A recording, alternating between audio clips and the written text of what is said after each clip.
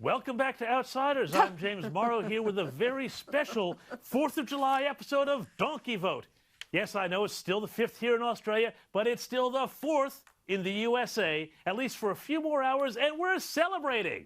But before we do that, I want to talk to you this week about how the media in the U.S. have taken the gloves off in their fight to make sure that Donald Trump loses the November election, to the point that they are now becoming the de facto propaganda arm of Antifa and the Democratic Party. No, it can't be that bad, I can hear you saying. Morrow, knock it off with the hyperbole. Well, if only that were possible. Look, 4 days ago, the official Twitter account of the Democratic Party tweeted about an event President Trump was planning at Mount Rushmore that we've spoken about today. The tweet said, Trump has disrespected Native American communities time and again. He's attempted to limit their voting rights and block critical pandemic relief. Now he's holding a rally glorifying white supremacy at Mount Rushmore, a region once sacred to tribal communities. This was the Democrats' official party Twitter account. Now, eventually, some adult in the room realized that this wasn't a good look and they went back and deleted the tweet. But not before the New York Times had their back. They tweeted, Mount Rushmore was built on land that belonged to the Lakota tribe and sculpted by a man who had strong bonds with the Ku Klux Klan. It features the faces of 2 U.S. presidents who were slaveholders. They huffed and puffed. And CNN was right there with them, of course. Have a listen to how this CNN correspondent framed Trump's visit to Rushmore. President Trump will be at Mount Rushmore, where he'll be standing in front of a monument of 2 slave owners and on land wrestled away from Native Americans, told that be focusing on the effort to, quote, tear down our country's history. Yep, that's it. Washington and Jefferson were nothing more than slaveholders. They have no other nuances or complexities or achievements in their lives, and therefore Mount Rushmore is now canceled.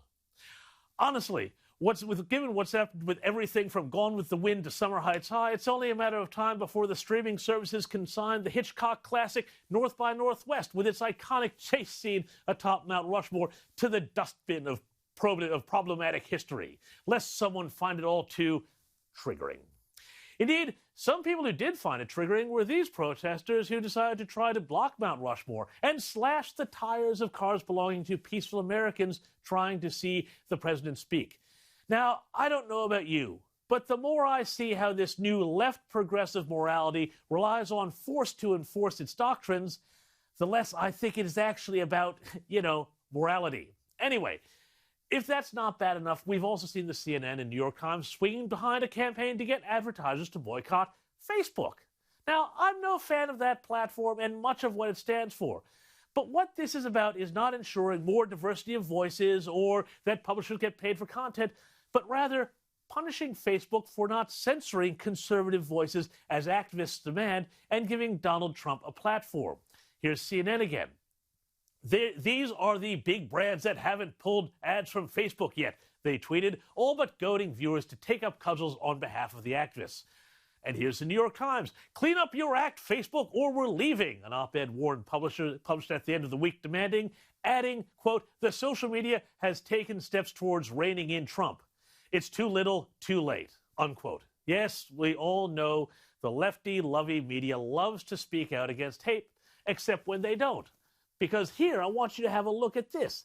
This is the American financial news network, CNBC, reporting on soaring political contributions from billionaires.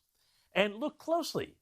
What did they use to illustrate it? A picture of Trump receiving a menorah from billionaire casino magnate Sheldon Adelson, who has long been a figure of hate for the radical left because of his support for Republican causes, and even worse in their minds, Israel.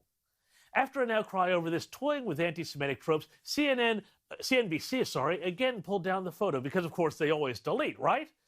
But let's go back to Trump and that Mount Rushmore speech. And here's how, once again, the New York Times described what Trump had to say. They said it was a dark and divisive speech that was leaning into the culture wars, barely mentioning the pandemic.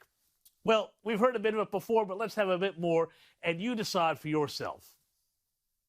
Upon this ground, we will stand firm and unwavering in the face of lies meant to divide us, demoralize us, and diminish us, we will show that the story of America unites us, inspires us, includes us all, and makes everyone free. We must demand that our children are taught once again to see America, as did Reverend Martin Luther King when he said that the founders had signed a promissory note to every future generation. Dr. King saw that the mission of justice required us to fully embrace our founding ideals. Those ideals are so important to us. The founding ideals. He called on his fellow citizens not to rip down their heritage, but to live up to their heritage. Yep. Sounds terribly divisive to me.